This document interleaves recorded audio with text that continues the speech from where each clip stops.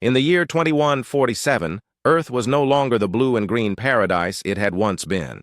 Centuries of war, pollution, and disease had turned it into a harsh wasteland. Only a few scattered megacities remained, surrounded by endless stretches of barren land poisoned by chemicals and radiation. These cities were humanity's last strongholds, places where people clung to life with grit and determination. Life here wasn't easy. It never had been, but it was all they had left. Jay-Ho was one of those survivors. He lived in what used to be Seoul, though there was little resemblance to the bustling metropolis it had once been. Now it was a fortress of steel and concrete, its streets patrolled by armed guards and drones. Outside the walls lay ruins, crumbling, buildings, rusted cars, and piles of debris that stretched as far as the eye could see. But even among the ruins there was value to be found.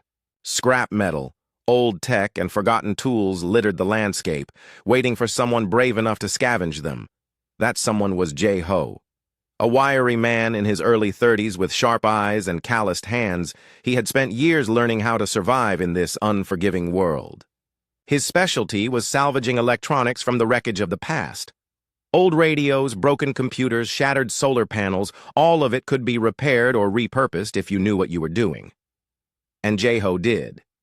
He worked tirelessly, not because he loved the job, but because it kept him alive.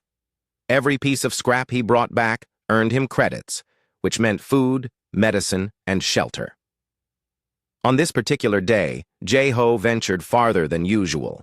The area he chose to explore was dangerous, filled with unstable structures and toxic air. Most scavengers avoided it, but Jay-Ho figured the risk was worth the reward. If he found something valuable out here, he wouldn't have to share it with anyone else. As he picked through the rubble, his mind wandered. He thought about his family, most of whom hadn't survived the collapse. He thought about the future, which seemed just as bleak as the present. And then, suddenly, his thoughts were interrupted by a strange noise. It was faint at first, almost imperceptible over the wind, and the distant hum of machinery. But as Jay-Ho stopped moving, straining his ears, the sound became clearer. It was rhythmic, like a pulse, and it seemed to be coming from an old satellite dish, half buried in the dirt. Curious, Jay-Ho knelt down and began clearing away the debris. The dish looked ancient, its surface cracked and corroded, but when he touched it, the noise grew louder. It wasn't static. It was something more deliberate, almost like a signal. Jay-Ho's heart raced. Could it really be? He rummaged through his backpack until he found a small handheld device he used for repairing. Old radios. Connecting it to the dish, he started decoding the signal. At first it didn't make sense, a jumble of sounds and patterns that defied logic. But after several minutes of tinkering, fragments of words began to emerge. They weren't in any language Jay-Ho recognized, but they were unmistakably artificial. Someone, or something, had sent this message. The realization hit him like a punch to the gut. This wasn't human-made. Whatever had created this signal came from somewhere, beyond Earth. For a moment, Jay-Ho felt paralyzed. Was this some kind of trap? Or was it real? He replayed the fragments over and over again, trying to make sense of them. Eventually, he managed to isolate a phrase that repeated throughout the transmission. "Help us. They come." The message sent chills down his spine. Help who? Who or what was coming? Jay-Ho knew he couldn't ignore this. This was too big, too important. Gathering up his tools, he hurried back toward the city, determined to show someone what he had discovered. Back inside the fortified walls of Seoul, Jay-Ho sought out Hyemi, a woman he'd known for years. She was older than him, maybe in her late 30s, with short black hair streaked with gray and a face hardened by experience. Like Jay-Ho, she had survived the collapse, but her path had been different. Before the world fell apart, she had been a soldier, part of a rebel group, fighting against corrupt governments. When the wars ended, she stayed on as a protector of sorts, helping defend the city against raiders and other threats. Hyemi wasn't the type to trust easily, so when Jay-Ho approached her with wild stories about alien signals, she was skeptical. "You're telling me you found some kind of message from space?" she asked, raising an eyebrow. "Do I look like I believe in little green men?" "It's not like that," Jae-ho insisted. He explained everything: the satellite dish, the signal, the eerie plea for help. To his surprise, Hayami listened intently. She didn't dismiss him outright, though she still had doubts. "Even if it's real," she said finally, "what do you expect us to do about it? We're barely surviving as it is." "We can't just ignore it," Jae-ho replied. "What if they're in trouble? What if we're their only hope?" Himi sighed. She wanted to argue, but deep down, she understood why Jae-ho felt compelled to act. Humanity had suffered so much. Perhaps helping another species might give them a chance to redeem themselves. Still, she knew they needed proof before taking this further. Together, they decided to visit Dr. Yoon, an eccentric scientist who lived in the underground labs beneath the city. Dr. Yoon was a peculiar man, with wild hair and glasses perpetually smudged with fingerprints. His lab was cluttered with gadgets, wires and screens displaying streams of data. When Jae-ho and Hye-mi showed him the signal, his eyes lit up with excitement. "This is extraordinary," he exclaimed, practically bouncing in his chair. After analyzing the transmission for hours, he confirmed what Jae-ho already suspected. It originated from a planet orbiting a distant star. But there was more. Buried within the signal were complex mathematical patterns and symbols unlike anything humans had ever seen. Whoever or whatever sent this message possessed intelligence far beyond Earth's capabilities. Dr. Yoon warned them that responding could be dangerous. They had no idea what awaited them out there. But Jae-ho and Hye-mi were undeterred. Humanity had nothing left to lose.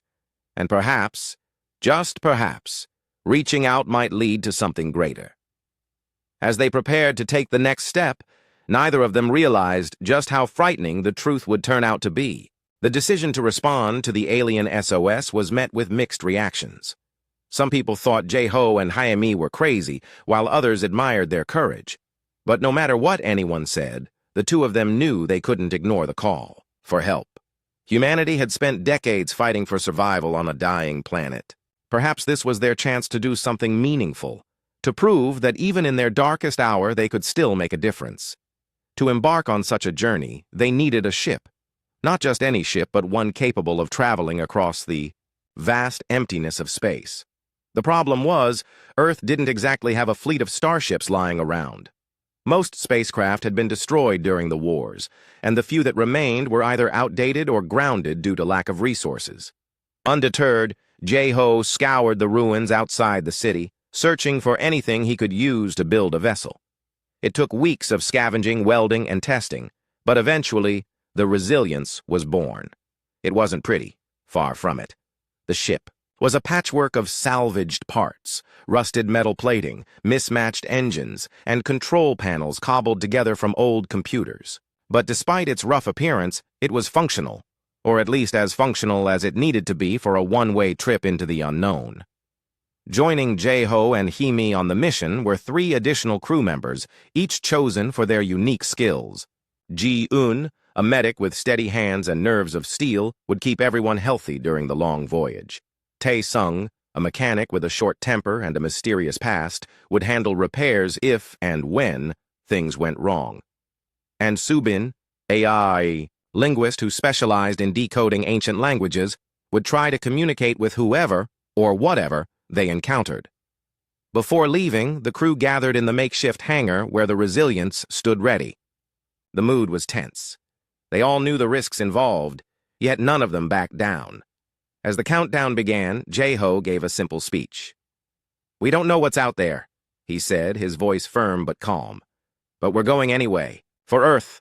For ourselves. Let's not waste this chance." With that, the engines roared to life and the Resilience lifted off, disappearing into the dark expanse above. The journey ahead would take months, maybe longer, depending on how far away the source of the signal was. For now, the crew focused on settling into their new home among the stars. Life aboard the ship quickly fell into a routine. Each day, the crew took turns monitoring systems, maintaining equipment, and preparing meals. Despite the cramped quarters and constant hum of machinery, there was a sense of camaraderie. Everyone had their role, and everyone relied on each other. Still, tensions simmered beneath the surface. Tae-sung was the first to crack. He had always been a loner, preferring to work alone rather than collaborate with others.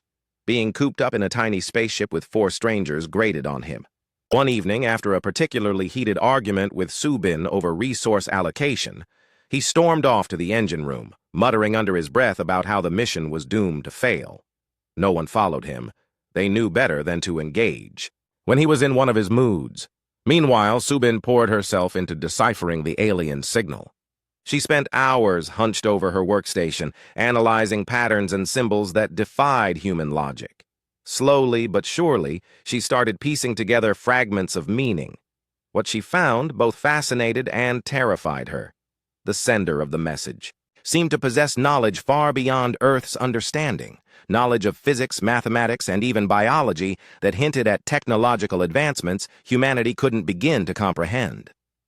One night, as the ship drifted silently through the void, Subin called everyone to the main cabin. Her face was pale, her hands trembling slightly as she held up a tablet displaying her findings. "There's something you need to see," she said, her voice barely above a whisper. On the screen was a series of diagrams depicting some kind of organism, an organism unlike anything they'd ever seen. It appeared to be parasitic, feeding on both organic and synthetic material. Worse still, the message contained warnings about its behavior, aggressive, relentless, and seemingly unstoppable. Hemi frowned. "Are you saying this thing is what attacked them?" she asked, gesturing to the alien signal. Subin nodded. "I think so. From what I can tell, they tried to fight it, but it overwhelmed them. That's why they sent the SOS. The revelation cast a shadow over the crew. If the parasite was as dangerous as it sounded, then responding to the distress, call might have been a terrible mistake. Yet turning back wasn't an option. Not now. They had come too far to give up. As the days turned into weeks, strange things began happening aboard the ship. Equipment malfunctioned without explanation. Shadows flickered in the corners of their vision, vanishing before anyone could investigate. Even dreams became unsettling, filled with vivid images of writhing tendrils and glowing eyes. At first, the crew dismissed these occurrences as stress or fatigue, but when Jian reported hearing whispers late at night, whispers that seemed to come from nowhere, they realized something was very wrong. Despite their growing unease, the journey continued. Finally, after months of travel, they reached their destination, a desolate moon orbiting a massive gas giant. Its surface was covered in ice and pockmarked with craters, remnants of meteor impacts from eons past. Towering structures jutted out. Of the frozen landscape, their shapes jagged and unnatural. Whatever civilization had built them was long gone, leaving only ruins behind. As they descended toward the largest structure, their sensors detected movement, not mechanical but biological. Something was alive down there. "We're not alone," Jeho murmured, staring out the viewport at the alien world below. No one responded. They didn't need to. The weight of what lay ahead pressed down on all of them, heavy and unrelenting. Whatever awaited them on the moon, it was clear that their journey was only beginning, and that survival would require more than just courage. It would demand sacrifice, ingenuity, and perhaps even faith in forces beyond their comprehension. The landing was rough. The Resilients touched down on the icy surface of the moon with a jolt that rattled every bone in their bodies. Outside, the air was thin and bitterly cold, but it was breathable, just barely. The crew suited up in there, patched together environmental gear, checking seals and oxygen levels twice before stepping out into the alien wasteland. The scene before them was eerie. The ground was covered in frost, glittering faintly under the dim light of the distant gas. Giant, jagged ruins loomed in every direction, their dark silhouettes casting long shadows across the landscape. Some of the structures looked like they had been torn apart, their jagged edges hinting at violence. Others were eerily intact, as if frozen in time. Strange symbols glowed faintly on the walls, pulsing with soft hues of blue and green. Jeho adjusted his helmet and glanced at the others. "Stay close," he said, his voice crackling over the comms. "We don't know what's out here." Hayami nodded, gripping her weapon tightly. It wasn't much, a makeshift plasma rifle cobbled together from scavenged parts, but it was better than nothing. Jion carried a medical kit slung over her shoulder, while Tae-sung lugged a toolbox filled with tools for repairs. Subin held a tablet, ready to record and analyze anything they encountered. Despite their preparations, none of them felt truly prepared. This place radiated an aura of dread, as though the very air carried whispers of tragedy. They approached the largest ruin, its towering entrance framed by broken columns. Inside, the temperature dropped even further, and the glow of the symbols grew brighter. The walls were covered in intricate carvings, depicting scenes that seemed almost alive. Figures moved within the patterns, some humanoid, others insectoid, locked in battle against shadowy shapes with writhing tendrils. Subin stopped to examine the carvings, running her gloved fingers over the symbols. Her tablet buzzed as she attempted to translate them. "It's a warning?" she said after a moment, her voice trembling. "These creatures, they fought something terrible. It consumed everything." Before anyone could respond, a low rumble echoed through the chamber. The ground beneath their feet shifted slightly, and the glowing symbols flickered. Then from the darkness ahead came a sound, a clicking, skittering noise that sent chills down their spines. "Lights up!" Jaime barked, raising her weapon. The beams of their headlamps cut through the gloom, revealing movement in the shadows. At first it was hard to make out what they were seeing. Shapes darted between the ruins, too fast to track. But then one of them stepped into the light. It was unlike anything they had ever seen. The creature stood taller than a human, its body slender and segmented like an insect's. Its exoskeleton shimmered with iridescent colors, reflecting the light in strange ways. Its eyes were large and crystalline, glowing faintly with an inner light. Thin, jointed limbs ended in claw-like appendages, and its mouthparts clicked rhythmically as it regarded them. For a moment, no one moved. The creature tilted its head, studying them with an intelligence that was unmistakable. Then, without warning, it raised one of its limbs and pointed deeper into the ruins.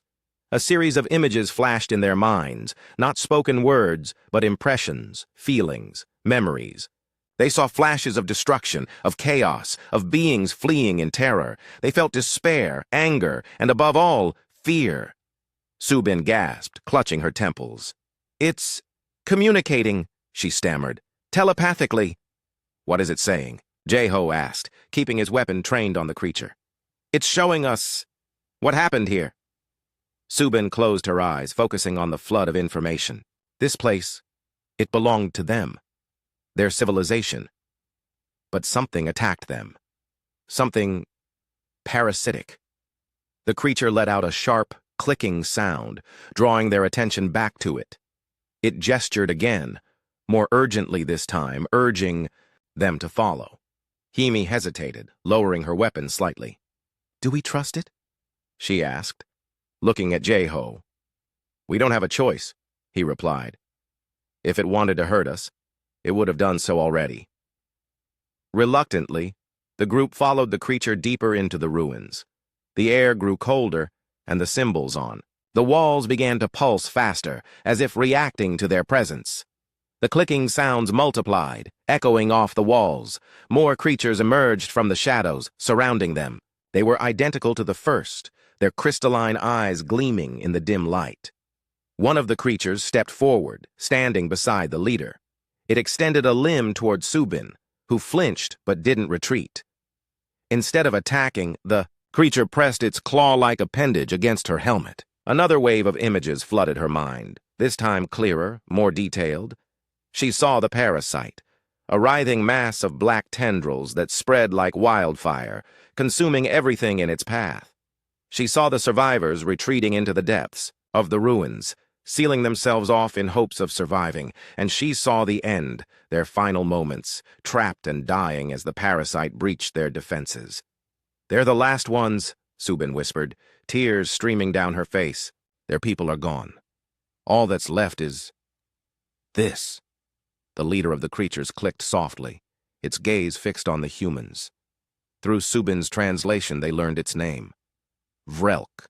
It represented the remnants of its kind, the few who had managed to escape the parasite's reach. But even now, hiding in the ruins, they were not safe. The parasite still lurked nearby, waiting, watching. As if on cue, the ground trembled violently. The glowing symbols on the walls flickered and went out, plunging the chamber into darkness. From the shadows came a new sound, a wet, slithering noise that made their skin crawl. Thin, shadowy tendrils burst through the walls, writhing and snapping as they lashed out at the group. "Move!" Jaime shouted, firing her weapon at the nearest tendril. The plasma bolt struck true, causing the tendril to recoil with a hiss. But for everyone they destroyed, two more took its place. Taesung cursed under his breath, grabbing a piece of metal debris and swinging it wildly at the encroaching mass. Ji-eun stayed close to Subin, shielding her with her body as they backed away. Jae-ho fired blindly into the darkness, trying to hold the line, but it was no use. The tendrils were everywhere, relentless and hungry. One of them latched onto Taesung, wrapping around his leg and pulling him toward the wall. He screamed, thrashing wildly as he tried to break free. "Help me!" he shouted, panic rising in his voice. Jae-ho rushed to his side, slashing at the tendril with a knife. Hae-mi joined him, firing repeatedly until the tendril released its grip. But by then, it was too late. More tendrils surged forward, dragging Taesung into the darkness. His screams echoed as he disappeared, leaving behind only silence. "No!" Ji-eun cried, sinking to her knees. Tears streamed down her face as the reality of what had just happened sank in. "We have to go!" Jae-ho yelled, grabbing her arm and pulling her to her feet. "Now!" With Vrelk leading the way, they fled deeper into the ruins, pursued by the parasite. The creatures guided them through twisting corridors and narrow passages, their knowledge of the labyrinth proving invaluable. Behind them, the walls crumbled as the parasite tore through the structure, determined to claim its prey. Finally, they reached a sealed door, its surface etched with glowing runes. Vrelk pressed its limb against the mechanism, and the door slid, open with a hiss. Beyond it lay a small chamber, dimly lit by bioluminescent panels embedded in the ceiling. The humans stumbled inside, collapsing onto the floor as the door sealed shut behind them. For a moment, there was only silence. Then, slowly, the realization of what had just happened began to sink in. Taesung was gone. The parasite was still out there, hunting them, and they were trapped in an alien tomb, surrounded by creatures they barely understood.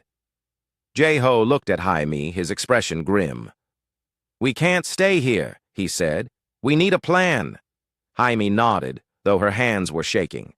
"Whatever happens next," she said. "We're in this together." Vrelk clicked softly, its crystalline eyes glowing with gratitude. Or perhaps sorrow. It was impossible to tell. But one thing was certain. They were no longer alone in this fight. Whether they liked it or not, humanity's fate was now tied to the survival of these alien survivors. And if they wanted to live, they would have. To work together, even if it meant facing horrors beyond their imagination. The chamber was small and cold, its walls lined with the same glowing symbols that had guided them through the ruins. The air felt heavy, as though the weight of countless tragedies lingered in the space. For a long moment, no one spoke. They sat on the floor, catching their breath, their minds replaying the chaos they had just escaped. Taesung's screams echoed in their memories, a grim reminder of how easily the parasite could strike. Jae-ho broke the silence first. "We can't stay here," he said, his voice steady but firm. He glanced at the sealed door, half expecting it to burst open at any moment. "That thing will find us if we don't act." Hae-mi nodded, her face pale but resolute. "We need a plan, something that gives us a fighting chance." She turned to Vrelk, who stood nearby, its crystalline, eyes glowing faintly in the dim light. "What do you know about this parasite? How do we stop it?" Vrelk clicked softly, its movements slow and deliberate. Through Subin's translation, they learned more about the creature that had destroyed Vrelk's civilization. It wasn't just a mindless predator. It was intelligent, adaptive, and driven by an insatiable hunger. It consumed everything: organic matter, synthetic material, even energy itself. Worse still, it thrived on fear and chaos, using its victims' emotions to grow stronger. "It feeds on panic," Subin explained, her voice trembling. "The more afraid we are, the more powerful it becomes." "That explains why it went after Taesung," Jae-ho muttered, clenching his fists. He was terrified. And now it knows we're here, Himi added grimly. We have to be smarter than it is. Vrelk gestured toward the walls, drawing their attention to the glowing symbols. These weren't just decorations. They were warnings, instructions, and records left behind by Vrelk's people. As Subin worked to decipher them, pieces of the puzzle began to fall into place. The parasite had arrived unexpectedly, spreading like wildfire before anyone realized the danger. The survivors had tried to fight back using advanced technology and weapons, but nothing worked. In the end, they retreated into the deepest parts of the ruins, sealing themselves off in hopes of waiting out the threat. But the parasite had adapted, finding ways to breach their defenses. Now, only Vrelk and its companions remained. There's something else, Subin said suddenly, her eyes widening as she read another set of symbols. They built a device, a weapon. It emits vibrations that disrupt the parasite's neural network. If we can activate it, we might be able to destroy the core. A core? Jeho asked, leaning closer. Like a central hub? Subin nodded. Yes, that's where the parasite's consciousness resides. Without it, the rest of the organism collapses. The news gave them hope, but also raised new questions. Where was the core located? Was the device still functional after all these years? And most importantly, how would they reach it without being torn apart? Vrelk stepped forward, clicking urgently. When Subin translated, they learned that the core was deep within the ruins, buried beneath layers of collapsed structures. Reaching. It would require navigating a labyrinth of tunnels and chambers, many of which were unstable. Even worse, the parasite had likely fortified the area, making it nearly impossible to approach undetected. We'll never make it alone, Jian said quietly, her hands shaking as she adjusted her medical kit. Not without help. At first, the idea seemed absurd. How could they trust Vrelk and its kind after everything they'd been through? But as they discussed their options, it became clear that they had no choice. If they wanted to survive, and if they wanted to stop the parasite, they would need Vrelk's guidance. The creatures knew the ruins better than anyone, and they had already proven willing to cooperate. Himi was the first to extend an olive branch. Stepping forward, she looked directly at Vrelk, her expression calm but determined. We'll work together, she said, her voice steady. But you have to trust us, too. Vrelk hesitated for a moment, then clicked softly in response. Through Subin, it agreed to lead them to the core, but only if they promised to protect its kind in return. The humans exchanged glances, silently acknowledging the gravity of the deal. This wasn't just about saving themselves anymore. It was about ensuring the survival of two species bound together by desperation and mutual need. With the alliance formed, they began preparing for the journey ahead. Using materials scavenged from the ruins, they constructed a makeshift device capable of emitting high-frequency vibrations. It wasn't perfect. The components were old and fragile, but it was the best they could do under the circumstances. Jeho handled the engineering, while Jion ensured everyone was in peak physical condition. Himi focused on strategy, mapping, out potential routes, and identifying choke points where they could defend themselves. Meanwhile, Subin continued decoding the symbols, learning as much as she could about the parasite's weaknesses. As they worked, tensions eased slightly. The bond between the humans and Vrelk's kind grew stronger, built on shared determination and respect. Hayami found herself drawn to Vrelk, recognizing the pain in its crystalline gaze. Both had lost so much, yet both refused to give up. By quiet moments, she would sit beside the alien, sharing stories of Earth and listening intently as Vrelk communicated through flashes of images and emotions. Though they couldn't speak the same language, they understood each other perfectly. Finally, the day came to put their plan into action. Armed with their makeshift weapon and accompanied by Vrelk and several of its companions, they ventured deeper into the ruins. The path was treacherous, filled with narrow passages and crumbling walls. Every step felt like a gamble, every shadow a potential threat. Yet despite the danger, they pressed on, driven by a sense of purpose that transcended fear. The parasite didn't take long to notice their presence. As they neared the core, Tendrils began emerging from the walls, writhing and snapping as they lashed out. The group fought back fiercely, using whatever weapons they had at their disposal. Jaime fired her plasma rifle with precision, taking down tendril after tendril. Ji-Yun stayed close to Su-Bin, shielding her as she worked to keep the device operational. Vrelk and its companions used their natural agility to distract the parasite, drawing its attention away from the humans. Progress was slow and painful, but they eventually reached the heart of the ruins. There, in a cavernous chamber, lay the core, a pulsating mass of black tendrils surrounded by a cocoon of shimmering energy. The sight was both mesmerizing and horrifying, a living embodiment of destruction and despair. "This is it," Jae-ho said, his voice tight with tension. "We've got one shot at this." Activating the device required someone to get close enough to plant it directly on the core, a suicide mission, given the parasite's ferocity. For a moment, no one volunteered. Then, unexpectedly, Vrelk stepped forward. It clicked urgently, conveying a message through Su-Bin. "It says, 'It will do it,'" Su-Bin whispered, her voice cracking. "It's willing to sacrifice itself." "No," Jaime said firmly, stepping forward. "I'll go. I'm the soldier. This is what I'm trained for." Before anyone could argue, she grabbed the device and sprinted toward the core, dodging tendrils as they lashed out at her. The others covered her retreat, firing wildly and shouting encouragement. Vrelk joined her, using its body to shield her from harm.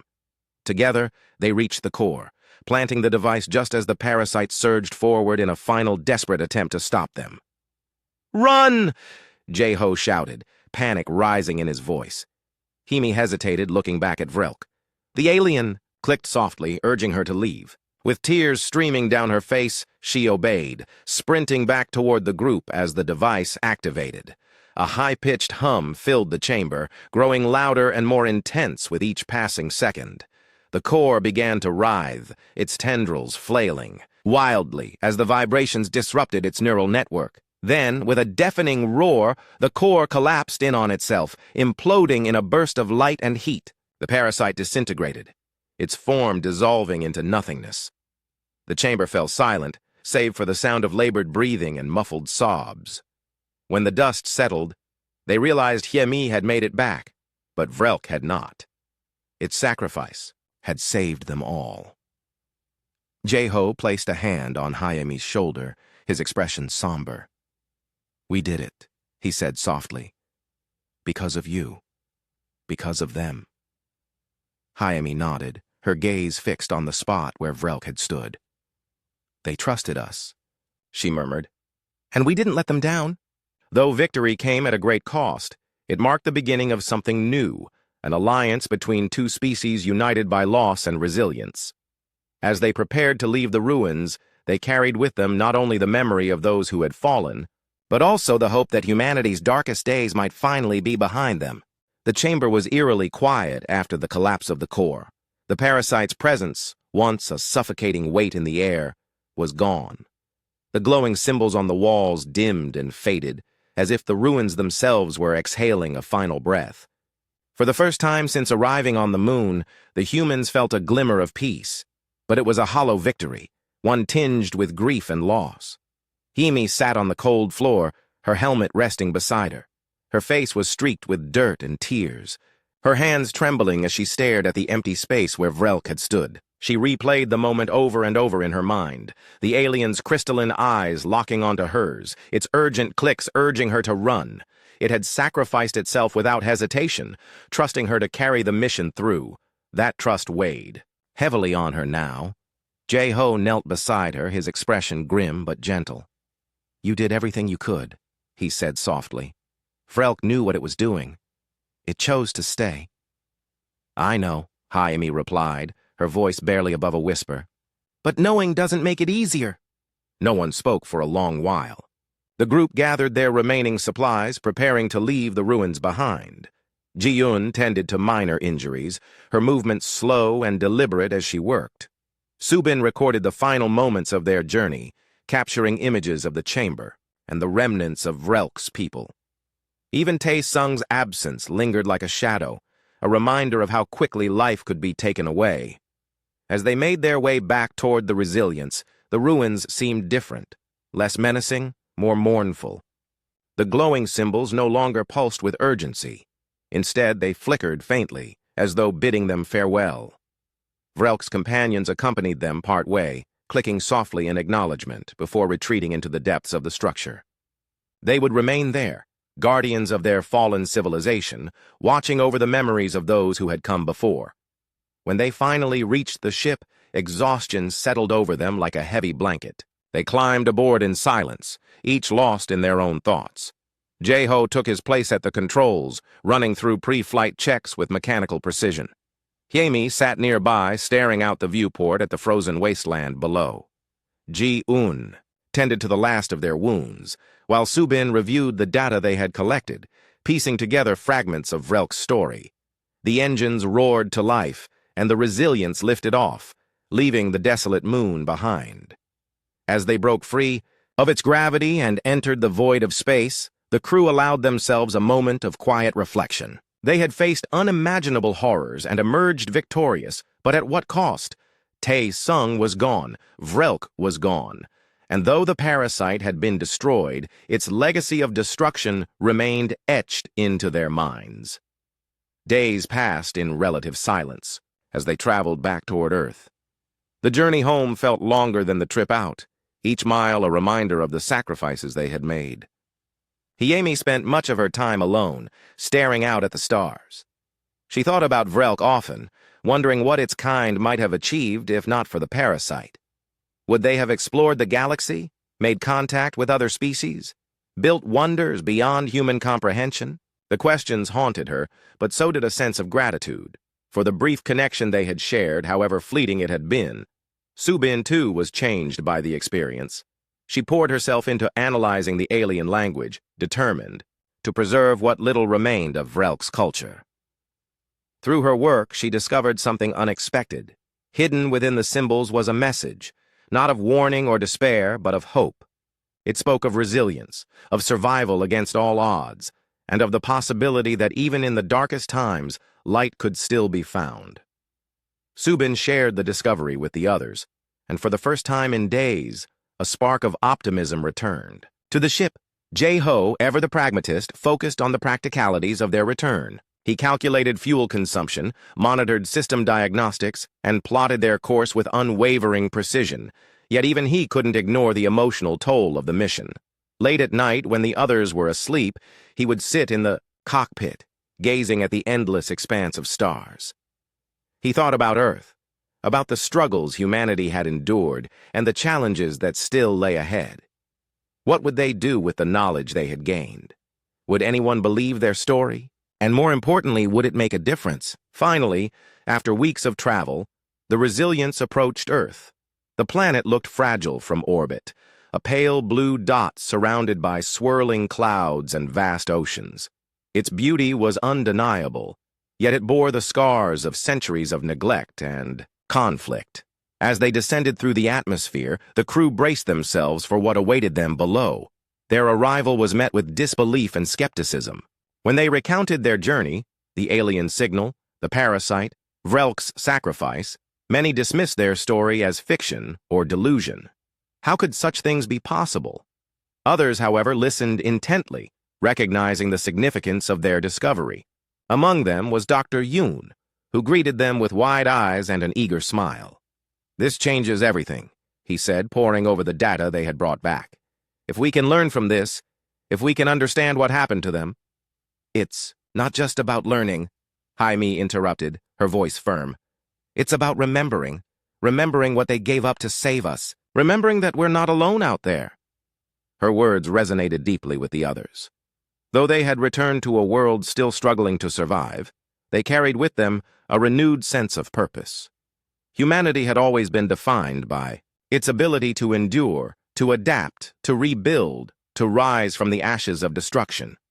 Now, thanks to the bravery of Vrelk and its kind, they had a chance to do more than endure. They had a chance to grow, to reach beyond their limits, and to forge connections with others who shared their determination to survive. In the weeks that followed, news of their mission spread slowly but surely. Some dismissed it as fantasy, while others embraced it as proof that humanity's future wasn't confined to Earth.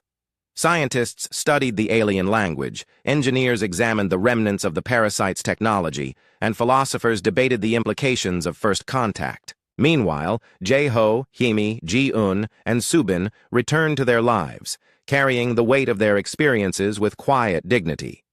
For Himi, the memory of Vrelk never faded. She often visited the underground labs, sharing stories of the aliens, courage and wisdom with anyone who would listen. In time, she became an advocate for cooperation, not just among humans, but between species. If two vastly different civilizations could unite to face a common threat, then perhaps there was hope for a better future. As for Jae-ho, he continued to tinker with machinery, dreaming of new ways to explore the stars. He imagined a day when humanity would build ships capable of traveling farther than the Resilience, seeking out allies and forging bonds across the galaxy. Until then, he contented himself with small victories, knowing that every step forward mattered. The journey had changed them all, shaping them in ways they couldn't have anticipated. They had faced fear, loss, and uncertainty, and emerged stronger for it. Though the road ahead was uncertain, they faced it with resolve, driven by the belief that even in the darkest corners of the universe, light could still be found. And so, beneath the watchful gaze of the stars, humanity took its first tentative steps toward a new chapter. A chapter written not just by humans, but by the unlikely alliance they had formed with a species from another world.